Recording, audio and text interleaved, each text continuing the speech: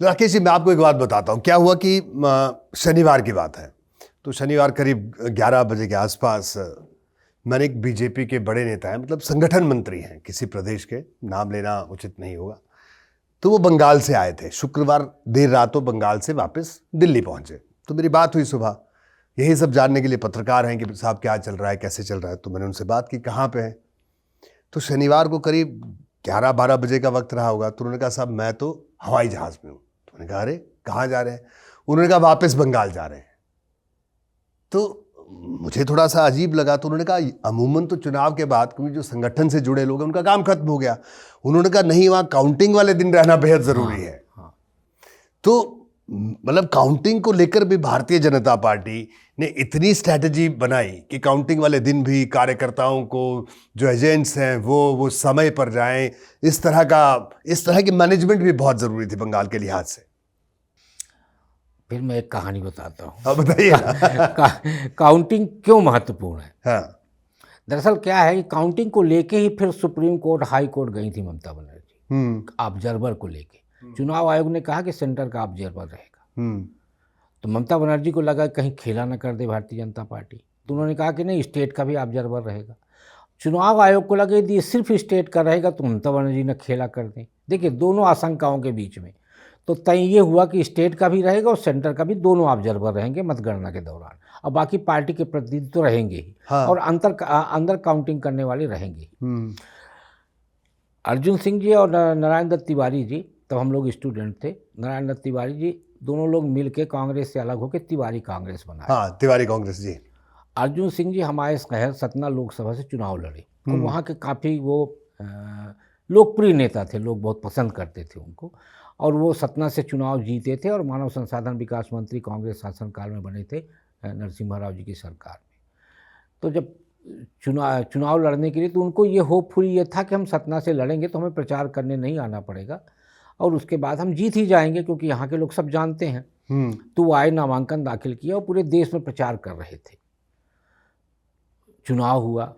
चुनाव के बाद जब मतगणना की बारी आई, उसके पहले एक ऐसी घटना हो गई कि उसमें से ये आशंका पैदा हुई कि अर्जुन सिंह जी हार जाएंगे।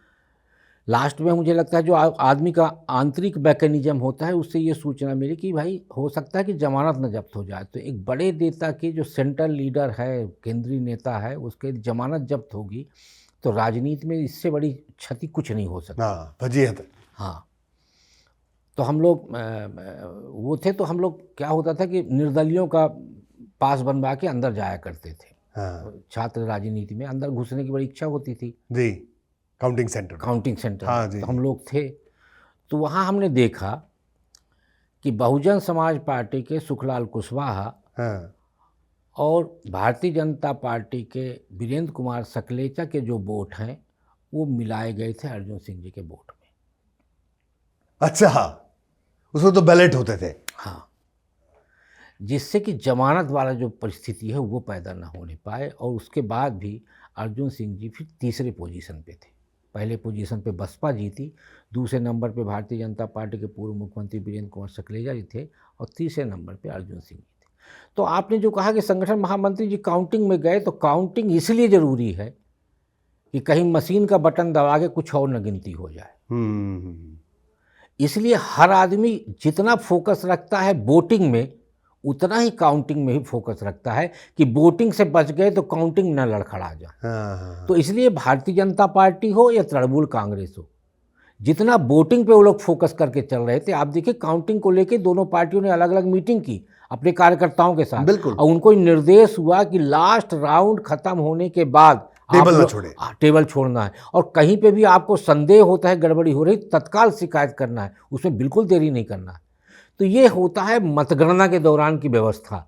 इसलिए संगठन महामंत्री आए और तुरंत बंगाल गए, क्योंकि काउंटिंग का बड़ा महत्व है कि एक मशीन में 1200 से 1500 वोट है जी। यदि 15 मशीन का बटन दब गया तो एक तो विधानसभा निकल गई ना। जी। तो इसलिए एक विधानसभा निकल गई तो मतलब तो कहीं जगह पे यदि दब गई तो बहुत सारा खेल हो जाएगा। इसलिए हर पोलिंग पे बैठा हुआ आदमी गिद्ध की तरह आंख लगा के देखा रहता, झपकी नहीं मारना है, बैठे रहना है, देखते रहना है, और जितना आए वो पन्ने पे लिखते रहना है। और यही एक संकट आ गया है। हर मशीन में पोलिंग बूथ नंबर लिखा होता है, उससे ये पता चल जाता है कि फला मोहल्ले की पोलिंग है। और मारने के लिए और राजनीतिक हिंसा का एक बड़ा कारण ये भी है कि अब राजनीतिक दलों को ये पता चलने लगा है कि ये मशीन उस मोहल्ले की है और उस मोहल्ले में हमने इतना गिना था और इतना कम वोट आया है। बैलेट पेपर में ये सारा गणित थोड़ा सा बिगड़ा हुआ था, क्योंकि बैलेट पेपर के टाइम पे पेटी पलटती थी और 3 मोहल्ले का एक साथ वोट मिला दिया जाता था। लेकिन उसमें कि दूसरे प्रत्याशियों का वोट भी मिला दिया जाता था, जो आपने खुद देखा है। वो तो तब की बात है, लेकिन जब 3 मोहल्ले का मिला गया, 3 पोलिंग का मिला दिया गया, तो ये पता करना कठिन होता था कि उस मोहल्ले में हमें कितना मिला है। लेकिन होता है क्या, लेकिन इसमें हमें स्पष्ट पता चल जाता है कि उस मोहल्ले में हमारे 800 वोट थे, हमें मिला है 350 वोट, बाकी कहाँ गए? यानी जो नहीं दिया वो फिर राजनीतिक हिंसा का शिकार हो सकता है।